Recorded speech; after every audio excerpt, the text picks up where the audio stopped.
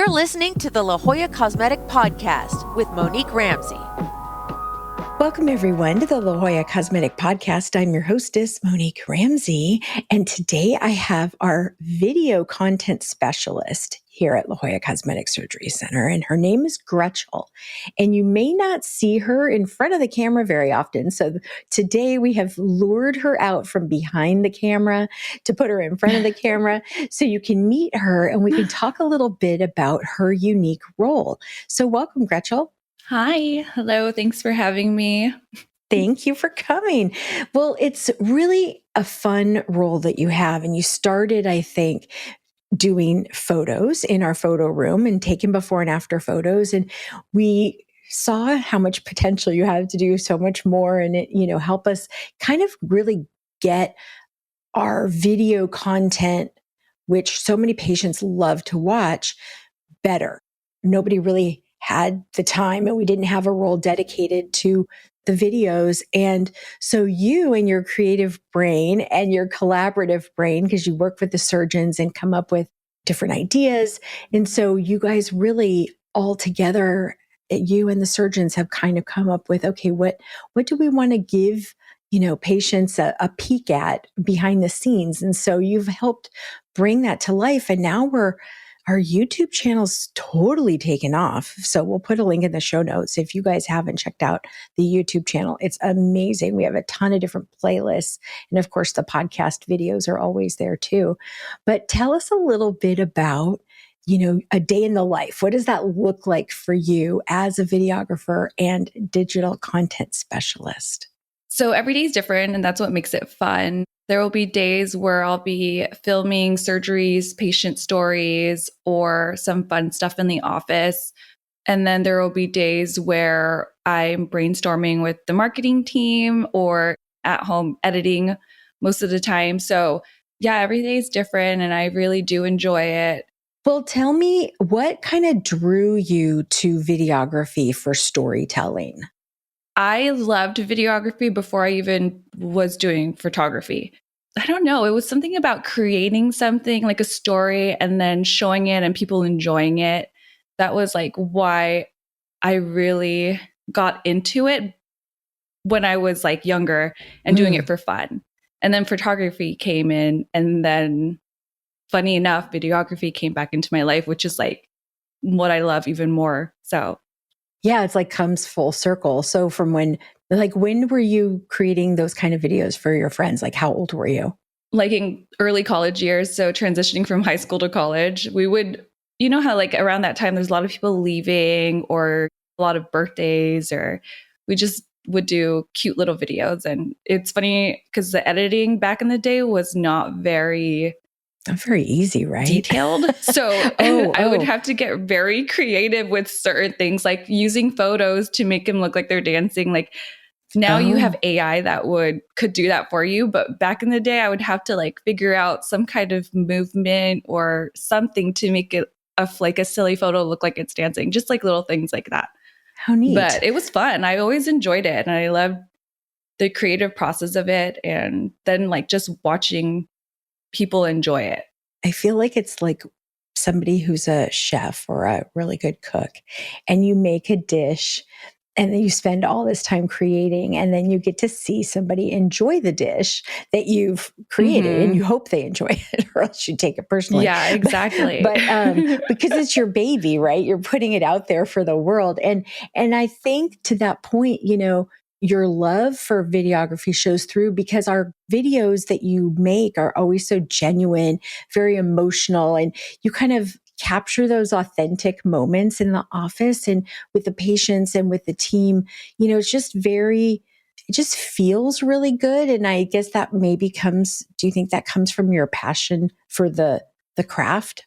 I love capturing those genuine moments more so than anything. Honestly, our team is so good at just doing everything naturally. Like we don't have to force them to act a certain way because they're just genuinely having fun and enjoying it. And our office is such a like nice, fun environment So like when it looks like everyone's having fun, they actually are having a lot of fun. And I enjoy going into the office and seeing everyone because I do have fun with them and filming with them. They don't always love to see me because then they're like, oh, here she comes. could have warned us. And I should warn them. But sometimes it just like, I just show up and I'm like, this is part of the candid, I just got to show up.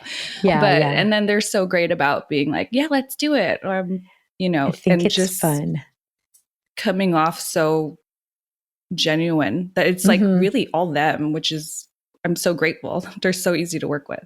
We do have a really fun team. And for anybody who in the audience is listening, and if you've been to the surgery center, our team is really fun and they're very warm and genuine. And so I think your videos, Gretchell, to that point, you're not needing to really force them to do anything, to do too much, because they're just them. And I have to say, you're so good at like hopping on a trend, but not some of the really annoying trends.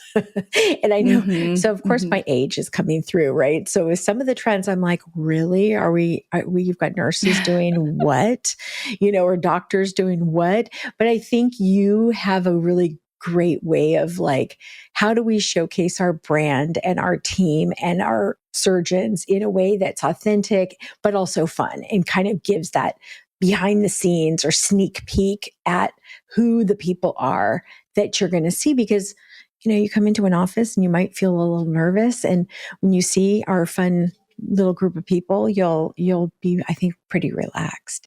So tell me a little bit about what your favorite kind of content to shoot is, because you're doing patient stories behind the scenes. You do different things in the operating room, which, somebody who has a queasy tummy, they wouldn't be able to do it. But you're so good at, being in the OR. You do surgeon spotlights. Like, what are kind of the most fun things for you to do? They used to be the surgeries, and those were very, very interesting to watch, but it's not everyone's cup of tea, right? But lately it's been patient stories, just because it's really nice to see how people have transformed emotionally after their surgery. Because I mean, yes, you could get a beautiful result, but like the way they feel afterwards, it's amazing. Like you can see it on camera. They're happy, they're excited, they're like wish they'd done it sooner. Yeah, I think having a before and after photo tells you a lot, but it doesn't show the emotional impact to their life. And, being able to kind of delve into that. Not everybody feels comfortable on camera. And, that's kind of it's its own little thing. And patients are so gracious to allow us to help them tell their story. How do you help people feel comfortable on camera, especially when they're not used to being filmed? What's funny is like, I'm actually not very comfortable on camera, but so I know how that feels. And when I have to film and there's somebody there who makes me feel comfortable, then I know that I'm in good hands. So I just try to like talk to them and just getting to know them a little bit, like see what their kind of sense of humor is, trying to make them laugh and just, I don't know, have like a nice little conversation. And then once they start to feel more comfortable, they'll feel more comfortable with you and the camera. Cause I know it is a lot. And I feel the same way when I'm in front of the camera. I just like tense up, and when I can like laugh a little or just let loose, it helps. So tell us a little bit about your background and what led you to aesthetics and La Jolla Cosmetic Surgery Center. Like, what did that pathway look like? I was working at a hospital as unit secretary in one of the ERs, and I was doing photography on the side. So it connects because we had somebody working at La Jolla Cosmetic who referred me to become a medical photographer at LJCSC. And so that's how I got the job. So that led me into the aesthetics industry, which I found fascinating because it's just so different. And you get to be part of the transformation process. I mean, obviously the doctors do a lot of the transformations, but you get to see a lot of it. And it's just very inspiring industry. I think that's a really good point of being able to see the patient journey from beginning to end. If you're in the ER, you see the patient only at like the most critical moment, and then you never know how does it come out at the end? How, like you don't have any closure almost to like, I hope that lady who is over in, in that little bay over there, I hope she came out okay. Whereas at the surgery center, first of all, everybody's doing something for themselves. It's sort of like you're wanting to make a change, a positive change for yourself. And I think, when you're in the photo room taking pictures or doing imaging, let's say, of them before the surgery and then after the surgery, and being able to kind of see that impact on them, it's like you say, it's really inspiring. So you have your own photo business, right? On the side, like in your spare time. Exactly. And it all started because actually I started with travel photography, and then the people I used to work with at the hospital were like, oh, can you take my family photos? And that's how that all transpired. But then they rope you in, right? Yeah, they did. And which was great. I loved it. And then so what led me to this specific position as a videographer was Dr. Swistun. And it's funny, a lot of people say Dr. Swistun changed their life after surgery, right? But he actually changed my life because he took a chance on me. Well, him and Dr. Salazar were very big advocates for this position because it was so new and different at the time, but also something that they saw we needed to go into. That's neat that you say, he changed your life because he had a vision, right? Exactly. He had a vision.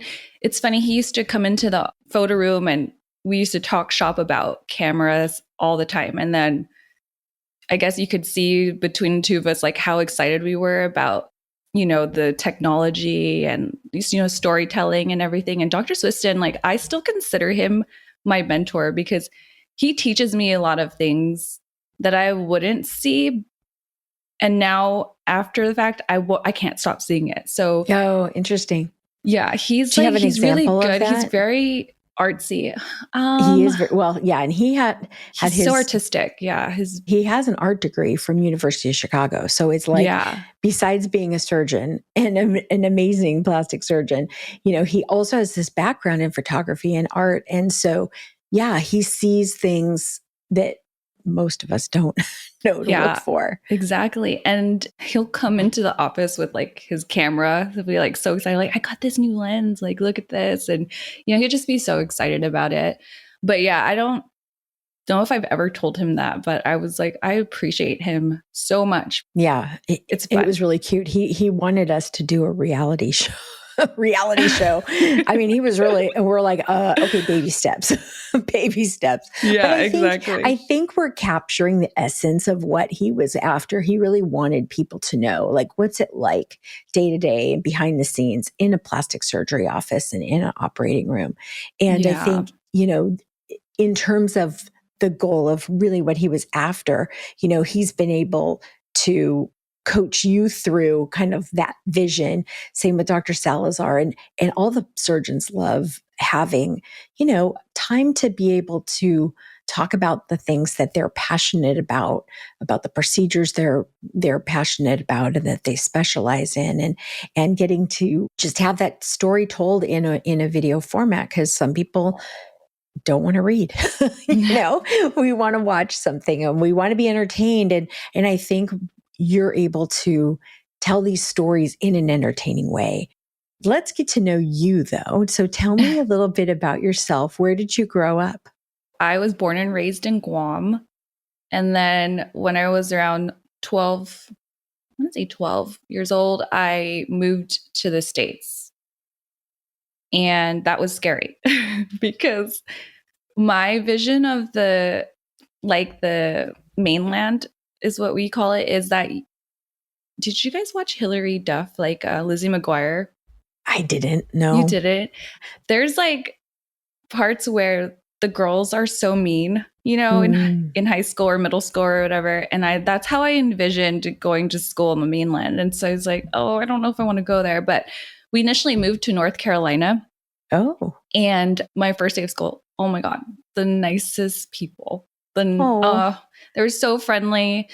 nothing like what I was expecting at all. And it was, I don't know, I will always remember those guys. Oh, that's so nice. You know, I think we all want to feel like safe in wherever we are. So whether you're going into a plastic surgery office, you're going into a high school for the first time, you know, just that you're not alone, and that really connects. And I think to have one thing in your head and then have a totally different reality, that's a really pleasant surprise. That's nice.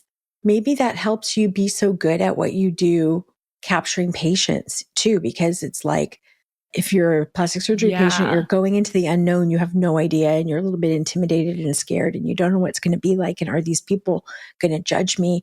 You know, all those things would run through your head, and you've been there. Because exactly. I was just going to say that too. Like, I think that kind of taught me to kind of always, in like a situation, maybe even be the person that could be the comforting like one, because you never know what anyone's feeling, or you want people to feel comfortable because you've been in that situation. And I think that's a beautiful thing, to be able to help people feel more comfortable, because you're so busy and you're a mom, and she's got the cutest little girl you've ever seen, you guys. I just, it's ridiculous. She probably just looks at you and you just melt. Is she 5 now?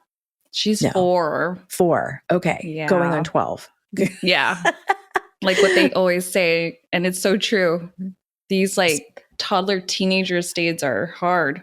Oh. Can't even imagine what regular teenage life is going to be like, but it's fun. I'm having fun. Yeah. I have fun arguing with myself, because that's what it is. Oh, is it? It's like mini me? Oh, yeah. Oh, that's funny.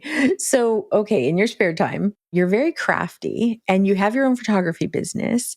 So, and we'll put in the show notes, we'll put links to your photography Instagram so people can see.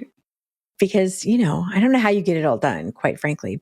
So tell me a little bit about, you know, what you like to do when you're not working.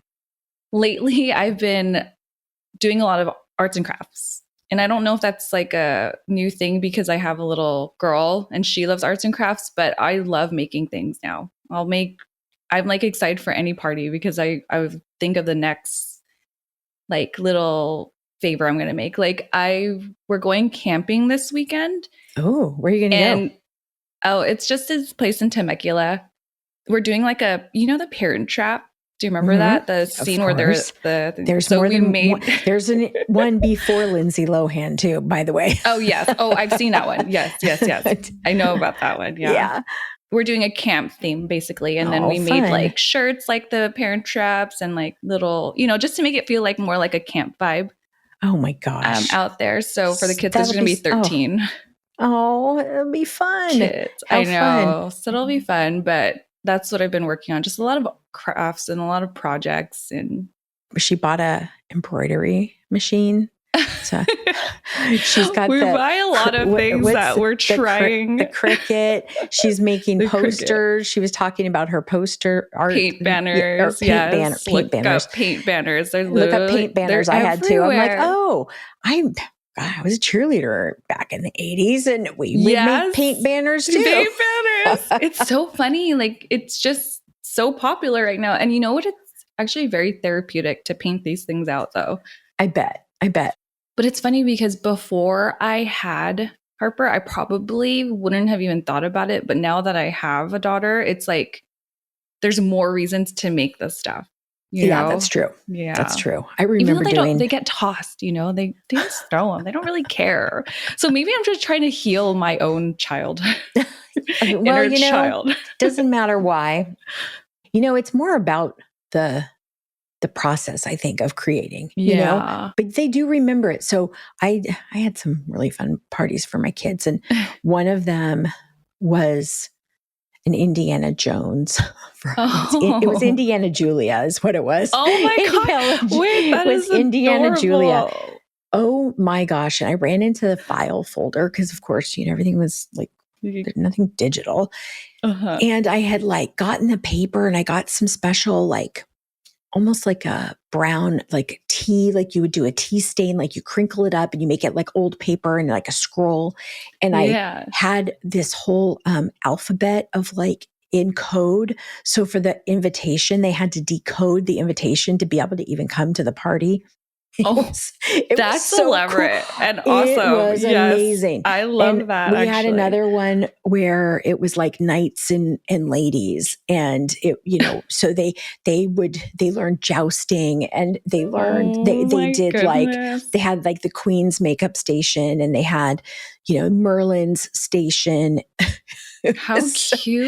And one little kid was so cute. He came as the dragon. I was like, oh my gosh. So here's all these like 5-year-olds, and they all show up, and there's all the little boys are being, kings and princes, and all the little girls are in princess dresses, and in comes a dragon. There's I'm a like, dragon. this is That's so like great. Perfect though. Yeah. So, but I look back at that stuff, and it was like so fun for me. It wasn't, but now my kids are like, they remember it. They're like, oh, remember that invitation you made? Yeah. And I'm like, did I?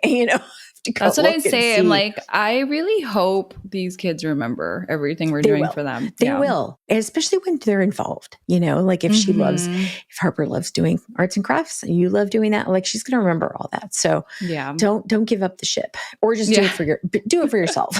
I'm just trying. Yeah, at this point, I feel like I'm just doing it for myself. No. Yeah, it's okay. That's a good reason.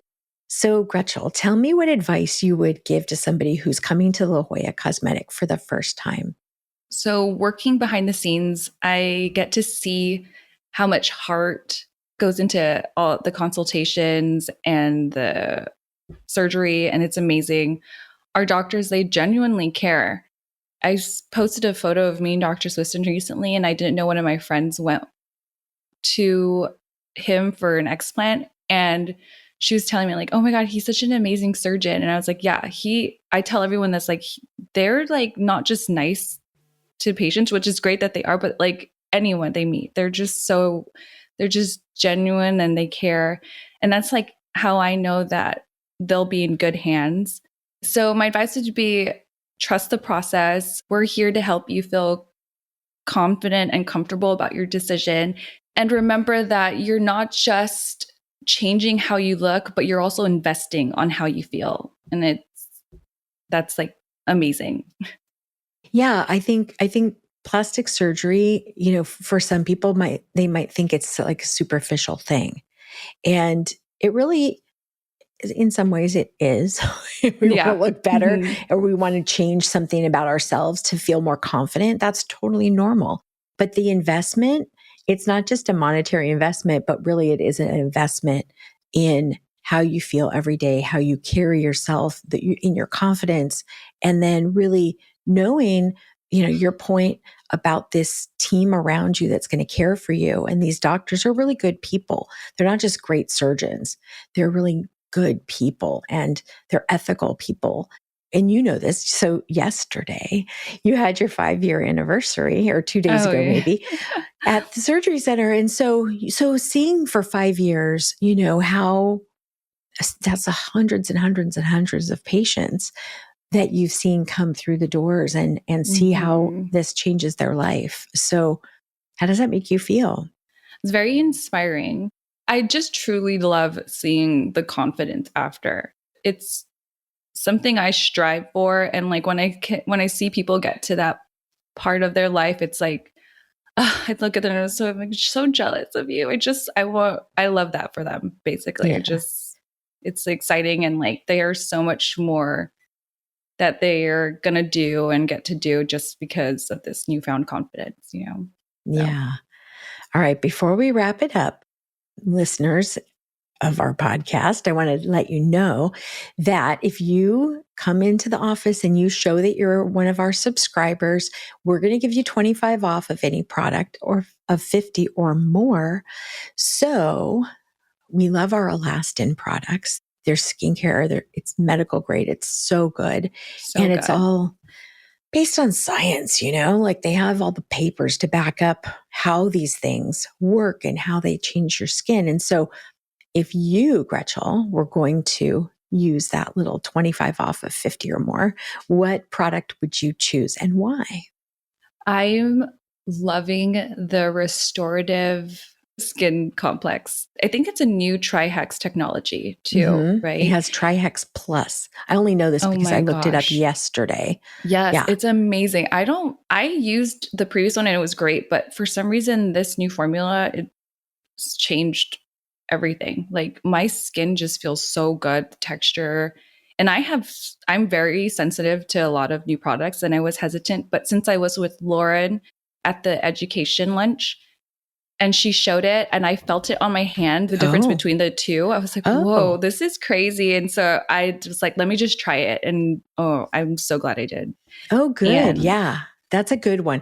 And I think yeah. that's like, if you only picked one, if you're a listener out there, if you're a guy and you don't have more bandwidth for skincare than one product, that would be the one product, really, because it does so much. It's so good. I would like bathe in it if I could. I can't. Oh my goodness. I know. I want to I stuff. recommend it to everybody now. I'm like, you guys, I'm using this. It's like my skin is so, and they see it too. So I don't even have to bring it up. They see my skin and they're like, oh my goodness, what are you using? Your skin looks amazing. Yeah. So okay. So ALASTIN that's my restorative skin complex with Trihex Plus technology. I really want to put it on sale soon. So we'll see. Maybe we'll do some sort of holiday sale because I want people to try it. It's so good. And so it's sometimes the thing you need to get yourself to try something is a sale. So I'm thinking, I'm plotting about that. Well, thank you, Gretchell, for coming on and sharing, your behind the scenes.